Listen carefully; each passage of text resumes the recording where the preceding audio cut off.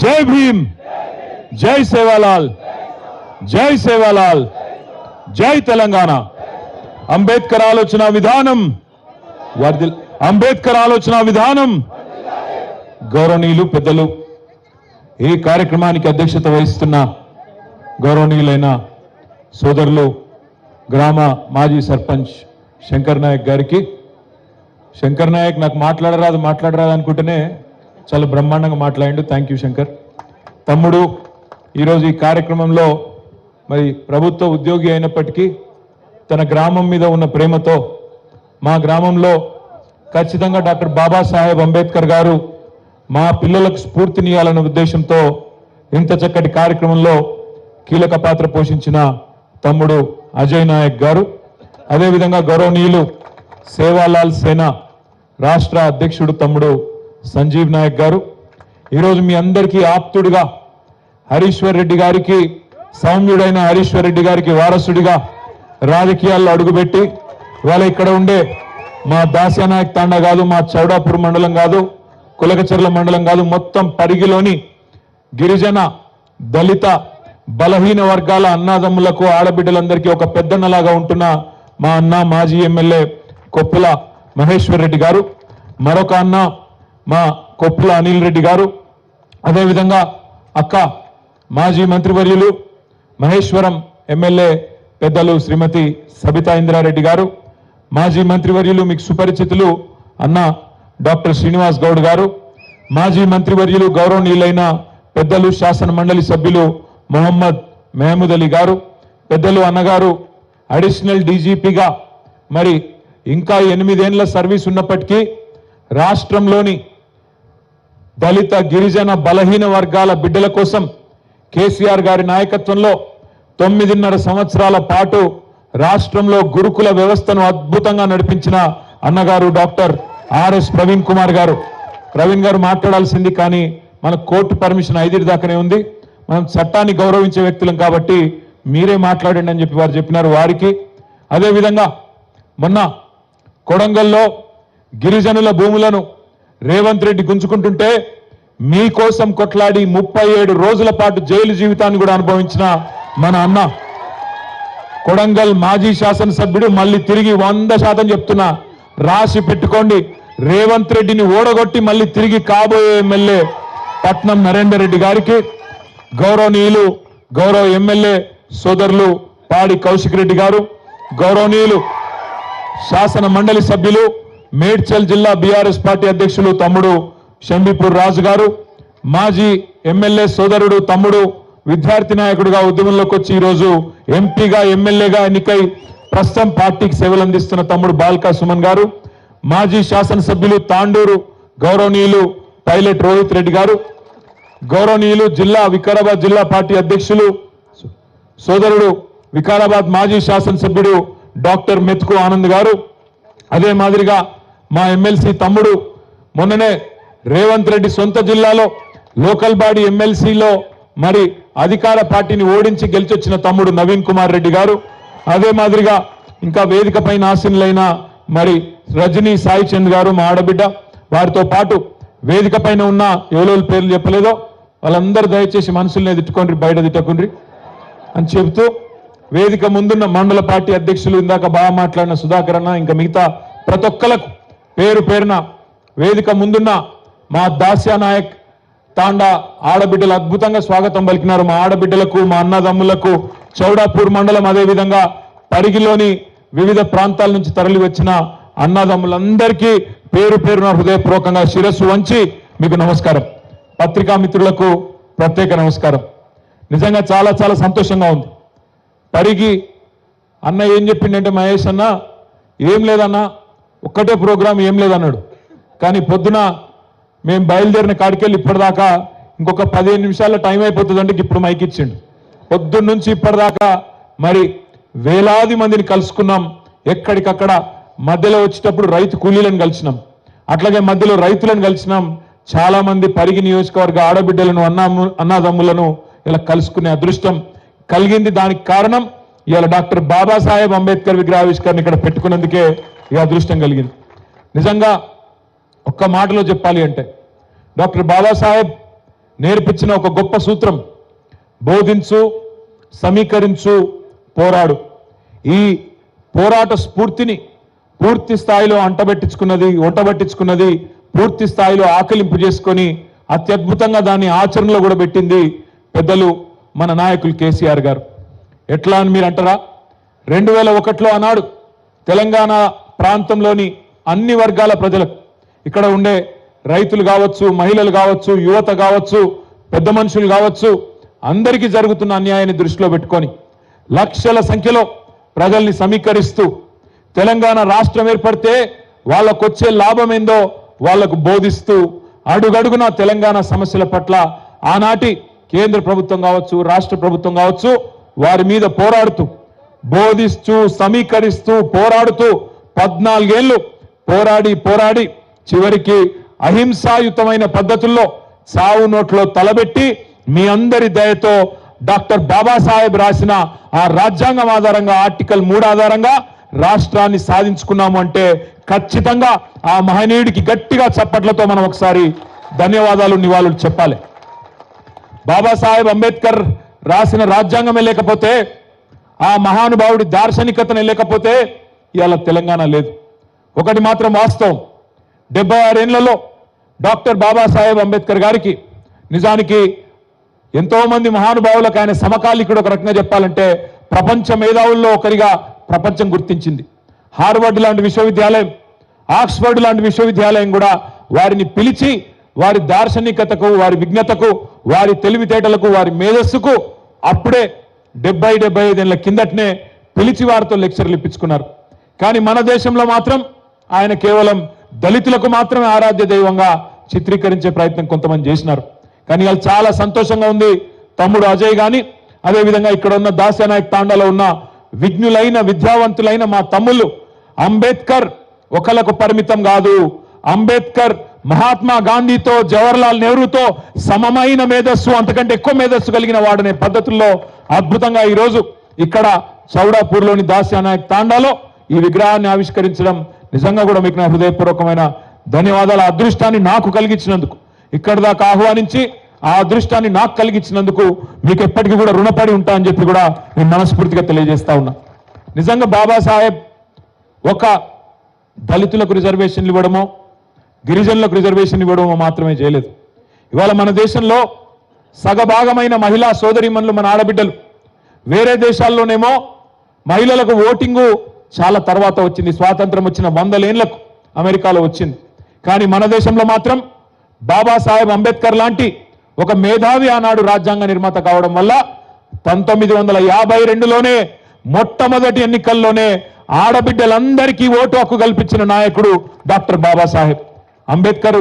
ఒక వర్గానికో, ఒక కులానికో సంబంధించిన మనిషి కాదు. ఆయన గురించి చెప్పాలంటే చాలా చెప్పవచ్చు. కానీ ఒకటి మాత్రం పక్కా, ఇవాళ ఈ వేదిక మీద మనం మాట్లాడుతున్నామంటే భారత రాజ్యాంగం కల్పించిన ఆర్టికల్ 19 కింద కల్పించిన స్వేచ్ఛ, వాక్ స్వాతంత్రం, అంటే మాట్లాడే హక్కు. ప్రజాస్వామిక దేశంలో ప్రజలకు అనుకూలంగా, ప్రభుత్వానికి వ్యతిరేకంగా అవసరమైతే మాట్లాడే హక్కు. లగచర్లలో నా భూమి నేనే ఉంచుకుంటా, నేను నీకు ఇయ్యా అని కొట్లాడే హక్కు వచ్చిందంటే ఆ రాజ్యాంగం కల్పించిన హక్కు మనకు ఉండడం వల్లనే ఇవాళ మనం కొట్లాడగలుగుతా ఉన్నాం. మీ అందరితో నా ప్రార్థన ఒకటే, రాజకీయాలు ఎప్పుడు ఉంటాయి, రాజకీయాలు ఎప్పుడు ఉంటాయి. ఇంకో 4 ఏళ్లకు మళ్ళీ ఎలక్షన్లు వచ్చినప్పుడు మళ్ళా ఆ రోజు మీ దయ ఎవరికి ఉంటే వాళ్ళు గెలుస్తారు, వాళ్ళు ముఖ్యమంత్రులు, మంత్రులు అవుతారు, ప్రభుత్వం వస్తుంది. కానీ మనం దాని గురించి బాధపడవలసిన అవసరం లేదు. ప్రజాస్వామ్యంలో చాలా కామన్, ఒకరు గెలుస్తారు, ఒకరు ఓడిపోతారు. గెలిచిన వాళ్ళు ప్రభుత్వాన్ని నడిపే అధికారం వస్తుంది, ఓడిపోయిన వాళ్లకు ప్రజల తరఫున కొట్లాడే అవకాశం వస్తుంది. ఇవాళ రాష్ట్రం ఏర్పడ్డ తర్వాత మొదటి 10 ఏళ్లు మీరు మాకు అవకాశం ఇచ్చినారు. పెద్దలు కేసీఆర్ గారి నాయకత్వంలో అద్భుతంగా 10 ఏళ్లలో ఒక సంటి పిల్లను సాదుకున్నట్టు తెలంగాణ రాష్ట్రాన్ని అత్యద్భుతంగా అన్ని రంగాల్లో చేసుకున్నాం. తమ్ముడు సంజీవ్ చెప్పినట్టు ఒక్క పరిగి శాసనసభ నియోజకవర్గంలోనే 52 తాండాలను గ్రామ పంచాయతీలను చేసిన ఘనత మన నాయకుడు కేసీఆర్ గారిది. రాష్ట్ర వ్యాప్తంగా 3200 పైచిలకు తాండాలు, గిరిజన గూడాలను ఇవాళ గ్రామ పంచాయతీలు చేయడమే కాకుండా కొత్త మండలాలు, ఇక్కడ మన పరిగిలో చౌడాపూర్ కానీ, మహమ్మదాపూర్ కానీ, ఇంకా మొత్తం రాష్ట్ర వ్యాప్తంగా వందలాది మండలాలు, కొత్త రెవెన్యూ డివిజన్లు, కొత్త జిల్లాలు, కొత్త గ్రామ పంచాయతీలు, కొత్త రాష్ట్రమే కాకుండా పరిపాలన ఫలాలు మీ ఇంటి ముంగటికి రావాలన్న ఉద్దేశంతో వికేంద్రీకరణ జరగాలి, సంక్షేమ ఫలాలు, అభివృద్ధి ఫలాలు డైరెక్ట్గా ప్రజల కాడికి రావాలన్న ఉద్దేశంతో ఇవన్నీ చేసుకున్నాం. వికారాబాద్ జిల్లా చేసుకున్నాం. అదేవిధంగా మరి మహబూబ్ నగర్, పాత మహబూబ్ నగర్లో కూడా కొత్తగా 4 జిల్లాలు చేసుకున్నాం. ఆ రకంగా 10 ఏళ్ల పాటు అద్భుతంగా అభివృద్ధిని, సంక్షేమాన్ని జోడెద్దుల మాదిరిగా జోడించి ముందుకు తీసుకొని పోయినాం. దేశంలో ఎవరు ఆలోచన చేయలేదు.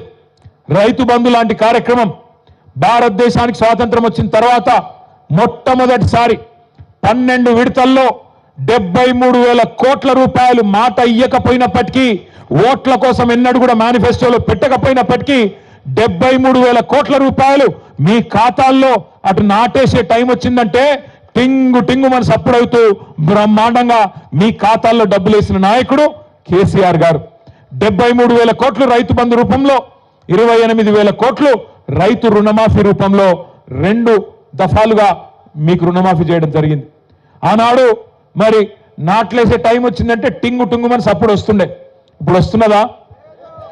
మన ముఖ్యమంత్రి గారు చెప్తున్నారు కోస్గిలో, ఏమంటున్నాడు? టింగు టింగు కాదట, టకీ టకీ అట. ఆయన ఎట్లున్నాడంటే కేసీఆర్ ఎడ్డవంటిన తెడ్డవనాలి, కేసీఆర్ టింగు టింగు అంటే టకీ టకీ అనాలి. సరే టకీ టకో టికీ టికో కానీ ఏదో ఒకటి పడయారా అన్నట్టే ఎవరికి వాడలే రాష్ట్రంలో. ఏం చెప్పిండు ముఖ్యమంత్రి ఆ రోజు? ఈరోజు 26 జనవరి, ఈరోజు బంద్ ఉంటాయి బ్యాంకులు, కానీ మీరు తెల్లారు కొట్టంగా లేవగానే మీ ఫోన్లు మోత మోగుతాయి, టకీ టకీ అని పడతాయి అన్నాడు. పడుతున్నాయి టకీ టకీ అని. తులం బంగారం పడుతుందా టకీ టకీ అని? మా అక్కలను అడుగుతున్నా, మా చెల్లెలను, పడుతుందా తులం బంగారం టకీ టకీ అని? శైలి లేపి చెప్పాలి, పడుతుందా పడతలేదా? 2,500 పడుతుందా టకీ టకీమని? పడతలేదా? స్కూటీలు వస్తున్నాయా టకీ టకీమని? అస్సలేవా? మరి స్కాలర్షిప్లు పడుతున్నాయా టకీ టకీ అని? పడుతున్నాయా పడతలేవా? రైతు బంధు పడుతుందా టకీ టకీ అని? ఆఖరికి సఫాయి సిబ్బందికి పైసలు కూడా పడతలేవు టకీ టకీ అని. గ్రామ పంచాయతీ సిబ్బందికి, మున్సిపాలిటీ సిబ్బందికి వాళ్ళ జీతాలు కూడా పడతలేవు టకీ టకీ అని. ఇక ఈయననేమో టకీ టకీ అని కొత్త కొత్త కథలు చెప్తాడు. ముఖ్యమంత్రి గారు నోరు తెలిస్తే నిజంగా ఒకటేమో ఆయనకు వచ్చింది తిట్ల పురాణం, ఇంకేం రాదు. తిట్టు రాబోయంటే మాత్రం జోరుగా తిడతాడు. మాకు రాదా తిట్లు? మనకు రావా ఊళ్ళల్లో తిట్లు? ఒక్కొక్కరికి మైక్ ఇస్తే ఇప్పుడు మీరు ఒక్కొక్కరు వాళ్ళ చెవులు మూసుకోవాలి, అట్లా తిట్టచ్చు. కానీ మనకు సంస్కారం ఉంది. నేను అంటాడు ముఖ్యమంత్రి, మీరు చూసిన అందరూ కొడంగల్లో యాడ్ను మాట్లాడి నిన్న ఏమంటాడు? కేసీఆర్ నువ్వు కొట్టుడు కాదు, నువ్వు నిలవాడు, సరిగ్గా నిలవాడు, కట్టలేకుండా నిలవాడు అంటుండు. ఒక 71 ఏళ్ల పెద్ద మనిషిని పట్టుకొని సంస్కారం లేని ముఖ్యమంత్రి గారు ఏమంటున్నాడు? కట్టబట్టుకొని నిలవాడు అంటుండు. నేను చెప్తున్నా ముఖ్యమంత్రికి, రేవంత్ రెడ్డి గారు నీకు సంస్కారం లేకపోవచ్చు, కానీ ఒక్కటి గుర్తుపెట్టుకో, కేసీఆర్ ఆయన నిలబడు కాదు, 4 కోట్ల తెలంగాణ ప్రజల ఆత్మగౌరవాన్ని నిలబెట్టిన వాడు కేసీఆర్. తెలంగాణ అనే రాష్ట్రాన్ని ఏర్పాటు చేసి దేశం ముందు సమున్నతంగా నిలబెట్టిన వాడు కేసీఆర్. అందుకే మా చెల్లె రజని ఒక మాట అన్నది నిన్న, నాకు బాగా నచ్చింది. ఏమన్నా దొరికేనా? రేవంత్, కేసీఆర్ కట్ట లేకుండా నిలబడతాడు, కానీ నువ్వు కమిషన్ లేకుండా ప్రభుత్వాన్ని నడుపురా నాయన అని చెప్పింది. కమిషన్ తీసుకోకుండా ప్రభుత్వాన్ని నడుపు దమ్ముంటే ఆయన కట్ట లేకుండా కాదు మంచిగా నిలబడతాడు. ఆయన కొడితే ఎట్లుంటుందో నువ్వు కాదు, నీ పాత గురువు గారిని అడుగు, చెప్తాడు కొడితే ఎట్లుంటుందో. నీ ఇప్పుడు గురువుని అడుగు, నీ గురువుని అడుగు, రాహుల్ గాంధీ వాళ్ళ అమ్మని అడుగు, చెప్తుంది ఎట్లా ఢిల్లీ మెడలు వంచి తెలంగాణ తెచ్చిండో కేసీఆర్ కొడితే ఎట్లుంటుందో ఆ దెబ్బ తిన్నోళ్ళని అడుగు, తెలుస్తుంది. ఆయన నాకు తెలియక అడుగుతా, ఈయనకు కేసీఆర్కి ఏమైనా పోలికున్నది? అసలు కేసీఆర్ ఏమో హిస్టరీ, కేసీఆర్ అంటే హిస్టరీ, రేవంత్ రెడ్డి అంటే లాటరీ. టికెట్ కొనకుండా లాటరీ గెలిచిపోయాడు, టికెట్ కొనకుండా లాటరీ గెలిచినాడు రేవంత్ రెడ్డి. తప్పిదారి అడ్డిమారి గుడ్డి దెబ్బలు ముఖ్యమంత్రి అయితే ఇక ఆవుతలేడు మనిషి. అరే అయ్యా, నీకంటే ముందు చాలా మంది పనిచేశారు నాయన ముఖ్యమంత్రులు. రేవంత్ ఒక్కటి గుర్తుపెట్టుకో, ఒకటి యాది పెట్టుకో, కేసీఆర్ పేరును నువ్వు కాదు కదా, కాంగ్రెస్ తాత జేజమ్మలు దిగొచ్చినా ఎవరు మర్పించలేరు. తెలంగాణ ఉన్నంత కాలం, తెలంగాణ రాష్ట్రం ఉన్నంత కాలం తెలంగాణ ఎవరు తెచ్చిండ్రు అంటే ఎవరంటారు? మరి గిట్లున్నాక ఆయన ఏం బిక్తాడు నాకు అర్థం కాదు. నేనేమంటున్నా, మాటలు మస్తుగా చెప్పచ్చు రేవంత్ రెడ్డి లెక్క, నేను కూడా నరకచ్చు. అంబేద్కర్ అభయాస్తం అని పెడతా, కేసీఆర్ దళిత బంధు పెట్టి 10 లక్షలే ఇచ్చిండు, నేను 12 లక్షలు ఇస్తా అన్నాడు. ఇచ్చినవా ఒక్కలకన్నా? పడ్డాయా ఎక్కడన్నా టకీ టకీమని పడ్డాయా? బీసీ డిక్లరేషన్ అన్నాడు, 20,000 కోట్లు ఇస్తా అన్నాడు బీసీలకు సంవత్సరానికి, మొత్తం 1,00,000 కోట్లు ఇస్తా అన్నాడు బీసీలకు. పడ్డాయా? టకీ టకీ అంటుందా ఎక్కడన్నా? టకీ లేదు, టికీ లేదు. అందుకే అంటున్నా రేవంత్ రెడ్డి, ఇక తిట్ల పురాణం బంద్ చేయి. సంవత్సరం దాటిపోయింది, నీ హనీమూన్ పీరియడ్ కూడా అయిపోయింది. హనీమూన్ పీరియడ్ అంటే ఏంటంటే, లగ్గం చేసుకున్నాక మొదటి 10-12 నెలలు లగ్గం చేసుకున్నాక పిల్లకు పిల్లగానికి బాగా ఒకళ్ళ మీద ఒకళ్ళకి మోజు ఉంటుంది కాబట్టి దాన్ని హనీమూన్ పీరియడ్ అంటారు. గట్లనే రేవంత్ రెడ్డి కూడా కొత్తగా ముఖ్యమంత్రి అయింది కాబట్టి ఏమైనా చేస్తాడేమో, ఏమైనా ఇస్తాడేమో అని అనుకున్నారు. ఇప్పుడు అది ఒడిచిపోయింది. ఈ కాడి నుంచి నీకు సినిమా ఉన్నది ముంగట. నేను అంటున్నా రేవంత్ రెడ్డిని అసెంబ్లీకి రా కేసీఆర్ అంటుండు. అరే నేను రేవంత్ రెడ్డిని అడుగుతున్నా, అసెంబ్లీకి రాగాదు, నీకు దమ్ముంటే రేవంత్ రెడ్డి నువ్వు లగచర్లకు రా, నీ సంగతి ఎందుకు కొడంగల్ చెప్తారు. నువ్వు దమ్ముంటే నువ్వు రా లగచర్లకు, సెక్యూరిటీ లేకుండా రారాబోయే నేను కూడా చూస్తా. ఎక్క అంటుంది పక్కకెళ్ళి, నువ్వు వస్తావా రావో నాకు తెలియదు కానీ నేను మాత్రం పక్కా కొడంగల్కి వస్తా, తొందరలోనే వస్తా. నీకు దమ్ముంటే ఆపకు. మళ్ళీ ఇట్లనే పోలీసులను అడ్డం పెట్టుకొని 4 అడుదిక్కుల పోలీసులు, ఇడిదిక్కుల పోలీసులు సంవత్సరంలో ఏం చేసిండ్రు అయ్యా అంటే, నేను లగచర్ల గిరిజనుల కోసం మహబాద్ పోయి మీటింగ్ పెడతా అంటే ఆడ పర్మిషన్ ఇయ్యాడు, మళ్ళా కోర్టుకోవాలి. రైతుల కోసం ధర్నా చేసుకుంటాం నల్లగొండల అంటే దానికి పర్మిషన్ ఇయ్యాడు, మళ్ళా కోర్టుకోవాలి. ఆఖరికి దాస్యనాయక్ తాండకు వచ్చి అంబేద్కర్ విగ్రహం ఆవిష్కరణ చేసుకుంటామంటే దీనికి కూడా ఇయ్యలే. ఆఖరికి నిన్న మా మహేష్ అన్న పోయి ఆ డిఎస్పీ గారిని అడిగి, అయ్యా డిఎస్పీ గారు నీకు ఏందా బాధ అంటే, వాళ్ళకు అనుమానం అట పోలీసులకు, ఏమని ఈడికెళ్ళి దాసనాయక్ తాండకెళ్ళి దగ్గరుంటది కొడంగలు, ఆయనతో దబ్బుకున్న వీళ్ళందరూ అట్టుపోతారేమో అని. గట్లెందుకు పోతాం నాకు అర్థం కాదు. బేజాప్తా పోతామా? బాజాప్తా పోతాం, ఖచ్చితంగా కొడంగల్ పోతాం. నీ సంగతి ఏందో చూస్తాం. అంత భయపడి ఎందుకు పోతాం మనం? బాజాప్తా పోదాం, బ్రహ్మాండమైన మీటింగ్ కొడంగల్లో పెడతాం. నువ్వు రాలేదా? గతంలో నువ్వు ప్రతిపక్షంలో ఉన్నప్పుడు సిరిసిల్లకు 4 సార్లు వచ్చినావు, ఓ తిట్టిపోయినావు. ఇక మా అక్క దగ్గరికి మహేశ్వరం వచ్చినావు, అవ మహబూబ్నగర్కి వచ్చినావు, ఆడ వికారాబాద్కి వచ్చినావు, అంతటికి వచ్చినావు. రాష్ట్రం అంతటా స్వేచ్ఛగా తిరిగినప్పుడు నీకు మంచిగా పోలీస్ సెక్యూరిటీ పెట్టి బ్రహ్మాండంగా మేము తిట్టించుకున్నాం. ఇప్పుడు నేను తిట్టామని కూడా అంటలేము. మేము వచ్చి ఇక మా తమ్ముడు సురేష్ ఉన్నాడు, ఎక్కడున్నాడు మా తమ్ముడు? రమ్ముంగట్రా. మా తమ్ముడు మన లగచర్లలో 45 రోజులు జైలుకు పోయిన తమ్ముడు సురేష్ కూడా ఇప్పుడే బెయిల్ మీద వచ్చినాడు. ఆయనకు ఒకసారి గట్టిగా సపర్లు కొట్టాలి. లగచర్లలోని అక్కడ ఉండే గిరిజన రైతులు, దళిత రైతులు, బీసీ ఎస్సీ రైతుల కోసం పోరాడి, మరి వాళ్ళ న్యాయం కోసం పోరాడి జైలుకు పోయిన సురేష్ లాంటి తమ్ముళ్ళు ఒకరిద్దరు కాదు, ఇంతమంది ఇక్కడ ఉన్నారు. అవసరమైతే అందరం కొడంగల్కు దండయాత్రకు వస్తామని కూడా చెప్పి నేను చెప్తా ఉన్నా. రేవంత్ రెడ్డి గారికి గోపాల్ ఎక్కడ? గోపాల్ నాయక్ కూడా ఒకసారి వేదిక మీదకి రా. గోపాల్ నాయక్ కూడా గట్టిగా సపర్లు కొట్టాలా. ఇంకో షాలో తెప్పిస్తాను తప్పకుండా. గట్టిగా సపర్లు కొట్టరా?